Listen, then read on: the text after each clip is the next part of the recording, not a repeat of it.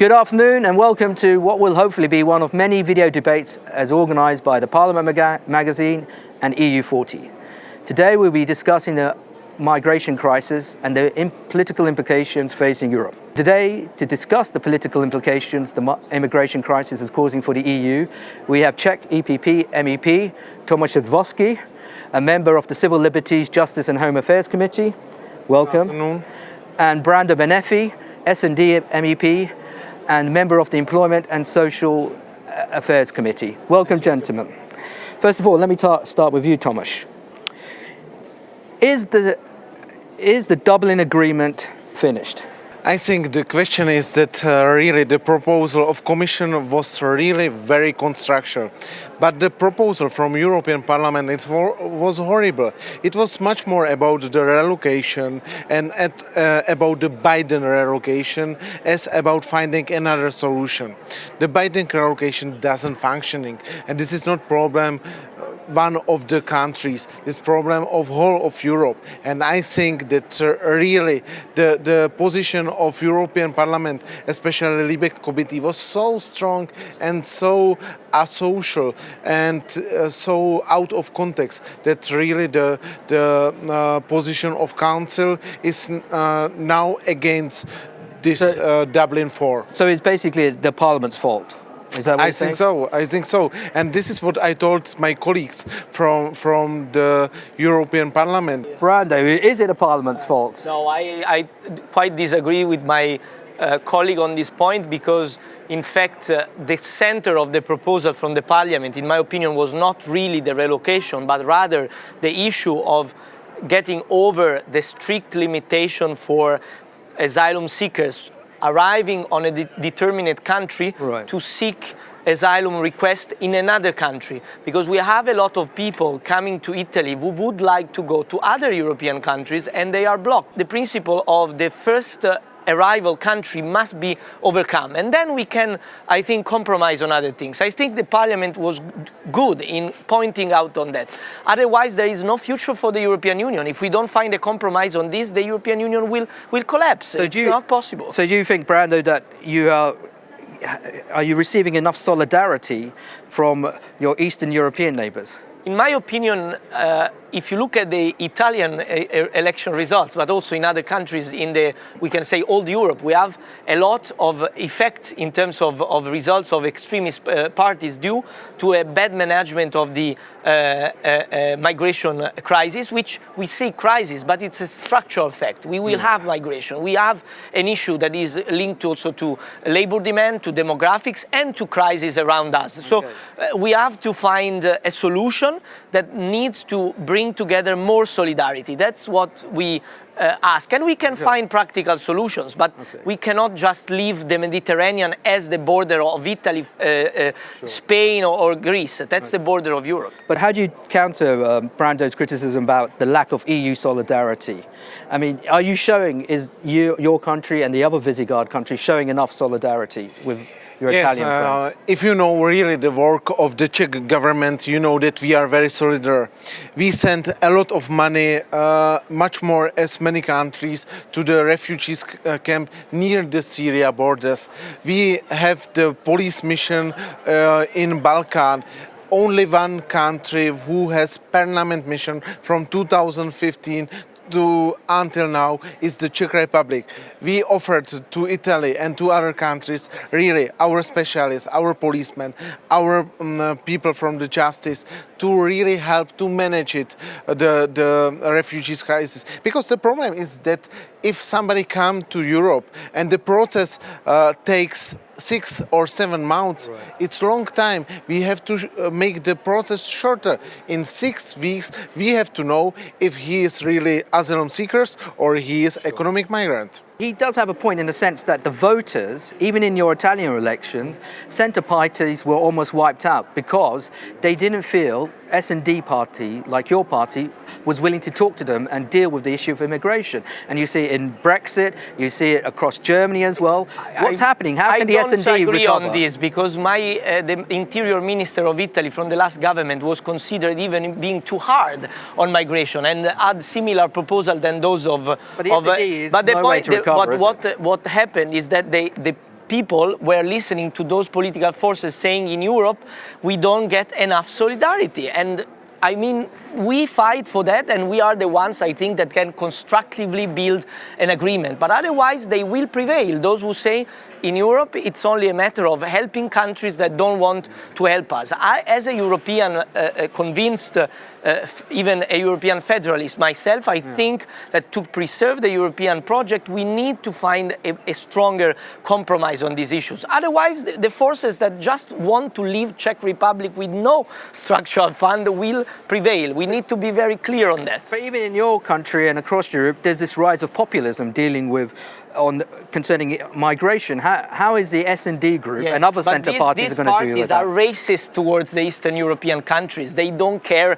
about them. They think that we should be in a European Union where Italy only thinks about its own short-term self-interest. They are wrong. In the medium term, we can build a common interest, which needs political planning, also some centralized decision at European level that can overcome short-term electoral tensions. This is why we have the European Union. Otherwise, if we look at the short-term interest of each of our countries, we will never put any step forward. We need to be clear. And the populists will prevail for sure, but not just in Italy, everywhere. But doesn't Brando has a point about old Europe was willing to take on people, many thousands of people from Eastern Europe, including your country. And it was a big issue in the Brexit debate as well, where people weren't so concerned about immigration outside of Europe, but immigration within Europe, especially Polish people and Czech people and Hungarian people. How do you counter his argument about having a solidarity of all, dealing with all immigration across Europe? Yeah, I have to laughing all this argue because we have the cohesion money are for pure region, and you will take the money for pure region and you will now make any penalty of the countries. No, so it's not function. This is the solidarity with poor country, and you will make the solidarity. You are asking for much more solidarity with Italy, and we are prepared to make much more solidarity with Italy, but we cannot use this money. And about this populism of the countries like Great Britain by Brexit, about migration from one country to other country, I think that now is the time that Prague is one of the richest region here in European Union, and now is the time that many Italian people from Spain, from Great Britain are asking for the work in Prague, and nobody criticizes it. We are very open sociality. The Czech Republic especially have much more as 5% people from out of the Czech Republic, although they are really foreigners, and we are really prepared to discuss this issue. And I think that really the immigration between countries, this is not real immigration. The people people have fear from the citizen of countries from the sub-Saharan Africa who are coming really without any vision. They cannot to work. They are asking for social money. And this is the fear of the Middle and East countries. This is the fear that nobody will stop it. And this is the fear that people from Nigeria will be take majority in our countries. In my opinion, the issue of Central and Eastern European countries is not really the whole of the issue. It's even a limited point from my point of view, because we don't ask Czech Republic or other Eastern European countries to get a lot of people from coming from Africa maybe to the Italian shores. The point is, if they want to go to France, to Spain, to Sweden, they should be able to go. And today it's impossible. This is the biggest problem of the Dublin regulation. It's not the relocations to Poland. We need to be clear on that. And otherwise we make a lot of confusion, while the real point is we don't want people to be trapped in Italy when they arrive in Italy, because this is the situation today in my country. One final question for both of you. Do you think, with the next European elections just around the corner next year, if the EU doesn't grapple with migration both externally and within Europe, do you think, how will this present itself in the European elections? Are we going to see more populist parties going to win more seats? And how are centre parties like you going to deal with, the S&D group, going to deal with this? First of all, Tomáš. Yeah, we are a center-right party, also we are Christian Democrat, and this is why we needed to open these topics, because we have it any solution, and we are proposing now the solution really to solve the immigration crisis out of European Union, and this is the topic what we have to discuss. Concrete proposal we have to discuss, because if we will not open it, and if we will ostracize the people from the right-wing party, that they are populists, the people will be growing, because they have very easy solution: stop the migration, stop the borders, close the borders, and they will to win. And we need to find much more solution and much more energy to this fight against this issue.